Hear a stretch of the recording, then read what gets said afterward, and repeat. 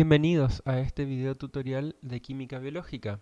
En esta oportunidad vamos a ver el tema de fotosíntesis, otra vía anabólica dentro del metabolismo de los glúcidos.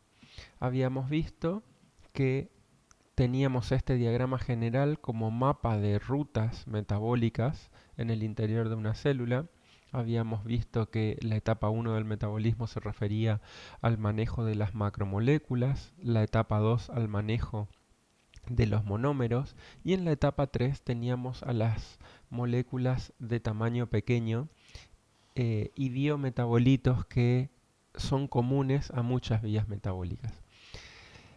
Habíamos visto que la vía principal la ocupaban los glúcidos. A partir de los glúcidos se generaba dióxido de carbono, dado que la acetilcoenzima A se descarboxilaba totalmente en el ciclo de Krebs.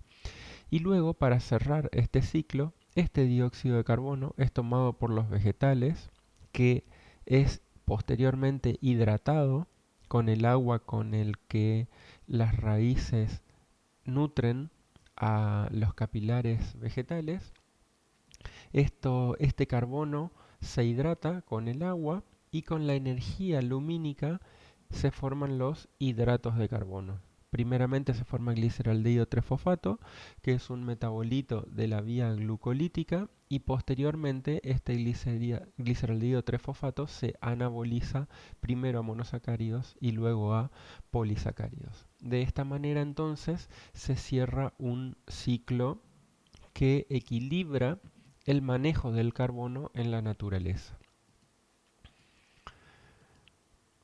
Habíamos visto en la primera clase que este carbono está formando un ciclo dado que nosotros consumimos los glúcidos que se fabrican en los vegetales, los oxidamos a través de un proceso denominado respiración, oxidamos totalmente la glucosa a dióxido de carbono y exhalamos agua, visto y considerando que el último aceptor de la cadena de electrones de nuestra respiración fotosintética es el oxígeno, que se reduce a agua.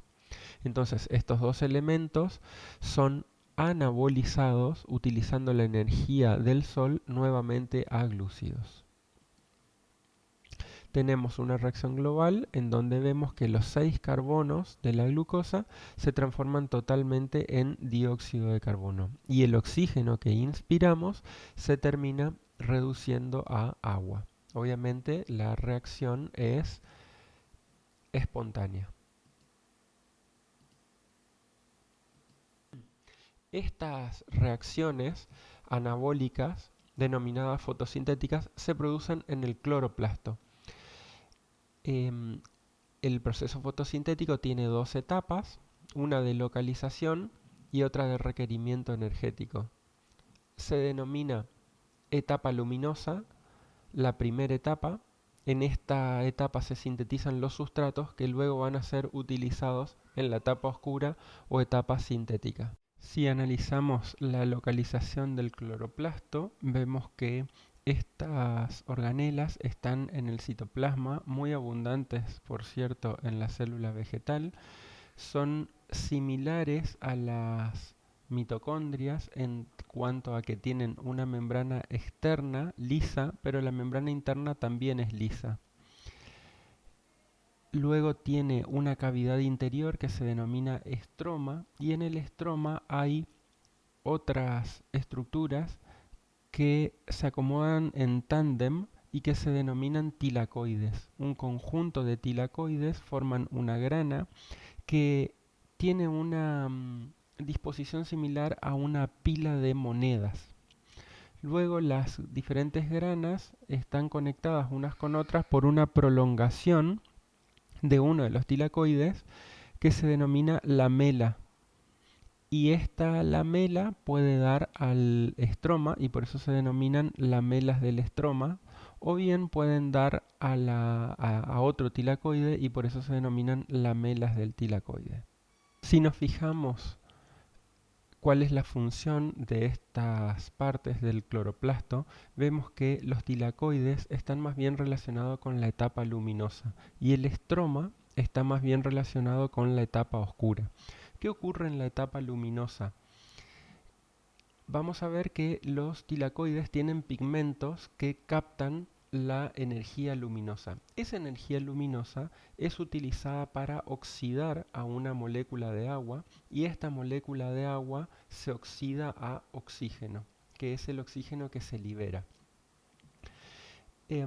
Esta energía luminosa también se utiliza para fosforilar una molécula de ADP y fabricar ATP. Como el agua se está oxidando, si alguien se oxida, alguien se tiene que reducir. Y ese alguien es en este caso el NADFosfato oxidado que pasa a NADFosfato reducido. Entonces, en términos generales, el objetivo de la etapa luminosa es el de producir el NADFosfato reducido y producir el ATP que se van a utilizar en la etapa siguiente, en la reacción oscura o en las reacciones oscuras. Entonces, la etapa luminosa tiene la función de generar los sustratos que van a utilizarse en la siguiente etapa. La etapa oscura es una etapa más bien anabólica, es una etapa que parte de dióxido de carbono y agua y construye los carbohidratos. Estas reacciones anabólicas, como otras que hemos visto, son reacciones de oxidación del NADFosfato reducido y de reducción del carbono. Para esto se necesita energía y este es el otro sustrato que se produce en la etapa lumínica. Entonces, con ambos sustratos, ATP y NADFosfato reducido, se pueden reducir el dióxido de carbono y el agua hacia los carbohidratos. Si analizamos más en profundidad la estructura de un tilacoide, vemos que el tilacoide tiene una membrana que da hacia el estroma, es lo que pueden ver aquí en verde o en verde más oscuro aquí, y adentro hay una matriz que se denomina lumen o luz del tilacoide. En la membrana del tilacoide tenemos distintas estructuras que recuerdan a la cadena de electrones. Entonces, la estrategia general que usa el tilacoide es el de captar un fotón. La luz es energía radiante, ¿no? Y está formada por fotones, que son paquetes de energía que no tienen masa, pero que transportan energía. Entonces, hay una estructura en la membrana del tilacoide que se llama fotosistema. Estos fotosistemas, que hay de dos tipos, tenemos el fotosistema 2 y el fotosistema 1, captan fotones, que es energía radiante. El fotón se utiliza para oxidar a la molécula de agua. El agua se oxida y como el agua se oxida, cede protones y cede electrones. Los electrones siguen por una especie de cadena de electrones muy similar a la que vimos en la mitocondria, y esa energía electrónica que se propaga a través de esta cadena de electrones sirve para que una estructura que se llama citocromo B6F bombee protones hacia el interior del tilacoide. Entonces, después de un tiempo, este lumen tilacoidal está lleno de protones y eso genera un gradiente de protones. Ese gradiente de protones se utiliza para mover una estructura que se llama ATP sintetasa, que muy similarmente a la que se encuentra en la mitocondria tiene una subunidad F0 y una subunidad F1. Entonces, cuando los protones que están en la luz del tilacoides reingresan al estroma por diferencia de gradiente, esta molécula ATP sintetasa fosforila una molécula de ADP y genera ATP. Esta cadena de electrones está constituida por varios elementos. Después del fotosistema 2, los electrones son transferidos a varias quinonas. Aquí hay varias moléculas, en realidad está la feofitina, las plastoquinonas, el plastoquinolol, Luego tenemos el citocromo B6F, que ya dijimos que funciona como bomba. Después tenemos las plastocianinas, el fotosistema 1, y luego este fotosistema 1 le transfiere los electrones a una ferredoxina.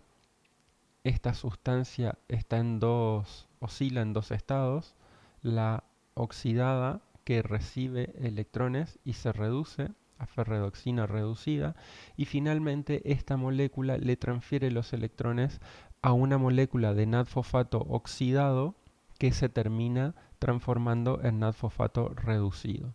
Entonces, el objetivo de esta etapa luminosa es la producción del NAD-fosfato reducido, que en definitiva es el producto final de la cadena de electrones, o sea que el NAD-fosfato oxidado es el último aceptor de la cadena de electrones, que pueden ver aquí con una marca roja. Y el otro objetivo es la de producir ATP a través de un gradiente protónico, como hemos visto ocurre en la mitocondria. Entonces estos dos elementos, el ATP y el NAD-fosfato reducido, van a ser utilizados en la siguiente etapa, en la etapa oscura. Antes de pasar a la etapa oscura, vamos a analizar un poquitito más cuáles son las reacciones luminosas que se dan entre los dos fotosistemas. El fotosistema 2, en definitiva, y también el fotosistema 1, son cadenas de electrones que se inician con la pérdida de un electrón por parte de la clorofila. La clorofila es un pigmento que es capaz de captar un fotón de la energía luminosa, y esa energía del fotón se traslada a uno de sus electrones, y esos electrones se excitan, pasan a un estado excitado y finalmente son transferidos al primer aceptor de la cadena de electrones del fotosistema, que es la feofitina. Luego este electrón es transportado a una plastoquinona. Tenemos una plastoquinona A, luego una plastoquinona B, y finalmente esta plastoquinona es pasado a otro transportador electrónico que se denomina plastoquinolol, y este plastoquinolol es el encargado de transferir los electrones al citocromo B6F, que, como habíamos visto, es una bomba de protones que bombea protones hacia el interior del tilacoide. Estos protones son tomados del estroma, o sea que si comparamos al tilacoide con una mitocondria, el estroma vendría a representar lo que era la matriz mitocondrial, y el interior del tilacoide el espacio intermembrana de la mitocondria. Si prestamos atención a lo que ocurre antes de la cadena de electrones, vemos que cuando la clorofila se oxida y cede un protón porque absorbe un fotón, la clorofila queda cargada positivamente. Entonces, esta carga positiva es neutralizada gracias a que el agua se fragmenta, el agua se oxida a oxígeno, se libera oxígeno, y los electrones y los protones que salen de la oxidación del agua siguen distintos caminos. Los protones del agua van hacia el interior del tilacoide y contribuyen a exacerbar el gradiente de protones, y los electrones sirven para neutralizar la carga de la clorofila. De esa manera dejan nuevamente una molécula de clorofila en condiciones de aceptar un protón. Si analizamos lo que ocurre en el fotosistema 2, encontramos en el fotosistema 1 encontramos una estructura muy similar. La clorofila se oxida porque absorbe un protón, luego la carga positiva de la clorofila es compensada por la cesión de un electrón por parte de la plastocianina, y luego estos electrones siguen también una cadena de electrones. Tenemos distintos aceptores de electrones, y luego estos aceptores de electrones se oxidan y ceden sus electrones a centros hierro-azufre, que finalmente terminan cediendo electrones a la ferredoxina, que pasa de oxidada a reducida, y finalmente la ferredoxina reducida es la que reduce una molécula de NADFosfato reducido. De esa manera entonces tenemos el funcionamiento profundo de los fotosistemas de la etapa luminosa. Bien, entonces para ver lo que ocurre en el ciclo oscuro también se denomina ciclo de Kelvin-Benson. Lo que ocurre en esta parte de la fotosíntesis es una reducción del carbono que inspiramos. Entonces, que inspiran los vegetales, perdón. Entonces se produce en el estroma del cloroplasto, se utilizan el ATP y el NADFosfato reducido que se forman en la etapa anterior, se incorpora el dióxido de carbono proveniente de la atmósfera y a partir de este dióxido de carbono, con la energía del ATP y la capacidad reductiva del NADFosfato reducido, se sintetizan los carbohidratos, particularmente monosacáridos y almidón. El ciclo oscuro tiene dos etapas. Esto es muy similar a lo que ya hemos visto en el ciclo de Krebs, que tenemos una etapa en donde se produce el objetivo metabólico del ciclo y una etapa de regeneración del aceptor. Lo que ocurre en el ciclo de Kelvin es que el dióxido de carbono condensa con una pentosa bifosfato, que es la ribulosa 1,5-bifosfato, se forma una exosa y esa exosa se parte en dos triosas. A partir de aquí se producen reacciones muy similares a la que hemos visto en la gluconeogénesis. El 3-fosfoglicerato se fosforila con la adición de una molécula de ATP o con el uso de una molécula de ATP, se forma 1,3-bifosfoglicerato y este 1,3-bifosfoglicerato se reduce a gliceraldehído 3-fosfato mediante la oxidación del NADFosfato reducido que se produce en la etapa luminosa. Esta ATP también viene de la etapa luminosa. Luego, este gliceraldehído 3-fosfato se anaboliza hacia exosas. Parte de este gliceraldehído 3-fosfato se utiliza para la regeneración de la ribulosa 1,5-bifosfato. Si vemos más específicamente lo que ocurre en esta reacción, la ribulosa 1,5-bifosfato forma un intermediario en diol, es decir que aquí hay una tautomería cetoenólica, y luego en la siguiente reacción participa una enzima que se denomina rubisco, que es una ribulosa 1,5-bifosfato carboxilasa oxigenasa. Esta es la enzima más abundante en la naturaleza. Lo que hace esta enzima es catalizar el ingreso de una molécula de dióxido de carbono a la ribulosa 1,5-bifosfato. Este protón se pierde aquí. Este dióxido de carbono entra aquí y hay una inversión de la configuración de este oxidrilo.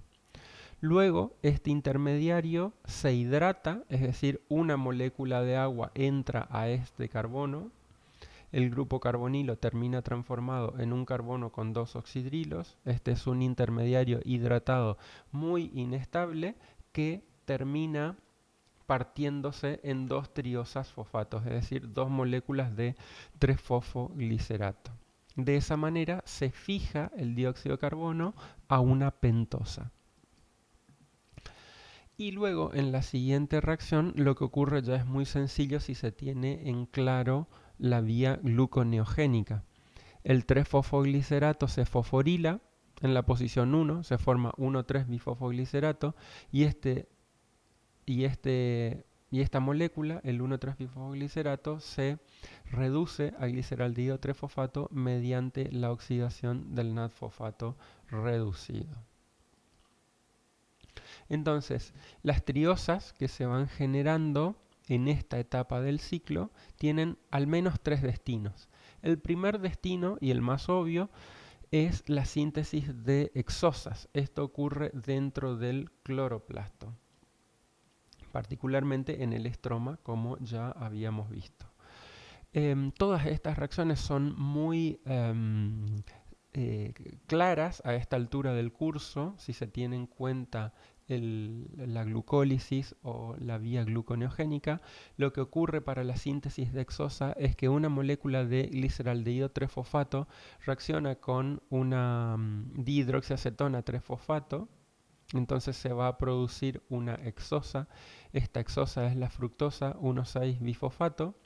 Luego esta fructosa se transforma en fructosa 6-fosfato, digamos por una desfosforilación, y esta fructosa 6-fosfato se isomeriza a glucosa 6-fosfato, y luego esta glucosa 6-fosfato se isomeriza a glucosa 1-fosfato y se produce un proceso de síntesis a partir de la glucosa 1-fosfato muy similar a la del glucógeno. Habíamos visto para la síntesis del glucógeno que la glucosa tenía que activarse y entonces esa glucosa se unía a un UTP para formar el UDPG o uridín difosfoglucosa y a partir de allí construirse una molécula de glucógeno. Aquí ocurre algo muy similar para la síntesis de almidón, pero no se utiliza UTP, sino que se utiliza ATP. Entonces se forma ADPG o adenosin difosfoglucosa. De esa manera, esta glucosa activada se transporta hacia una rama de almidón y se forma una unión alfa 1,4. Entonces el almidón queda retenido en el cloroplasto, en el estroma del cloroplasto. Segundo destino que tiene las triosas del ciclo de Calvin es la síntesis de sacarosa. Lo que ocurre es que las triosas se exportan hacia el citoplasma y en el citoplasma una molécula de gliceraldehído 3-fosfato también condensa con una molécula de 1,3-dihidroxiacetona 3-fosfato y se forma fructosa 1,6-bifosfato. Luego esta fructosa 1,6-bifosfato condensa con una molécula de glucosa 1-fosfato y se forma sacarosa. También aquí es de destacar que la glucosa 1-fosfato tiene que activarse, se hace mediante la unión a un UTP, se forma UDPG, pero en este caso el UDPG no se utiliza para alargar una rama de glucógeno, sino que se utiliza para sintetizar sacarosa.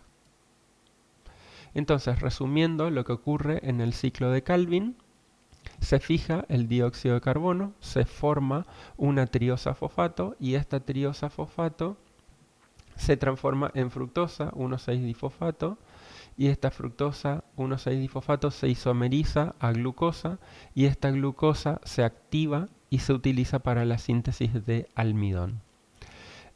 También el segundo destino de la triosa fosfato es la exportación hacia el citoplasma y allí se utiliza para la síntesis de sacarosa.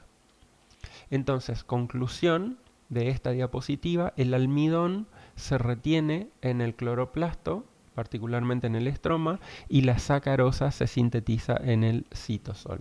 Y el último destino que tienen las triosas fosfatos del ciclo de Calvin, obviamente, es la regeneración de ribulosa 1,5-bifosfato para que esta molécula esté apta para condensar con una siguiente molécula de dióxido de carbono.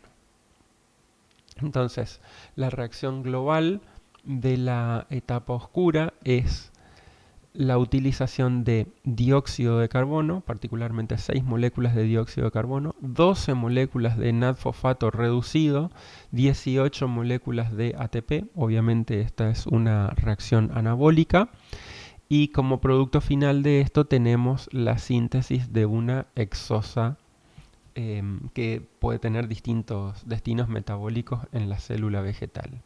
Y la reacción global de la fotosíntesis es la de 6 moléculas de dióxido de carbono que se hidratan con 6 moléculas de agua. Se utilizan 18 moléculas de ATP para producir una molécula de glucosa y 6 moléculas de oxígeno.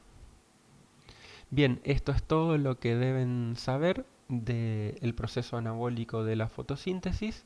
Será hasta un nuevo video tutorial de química biológica.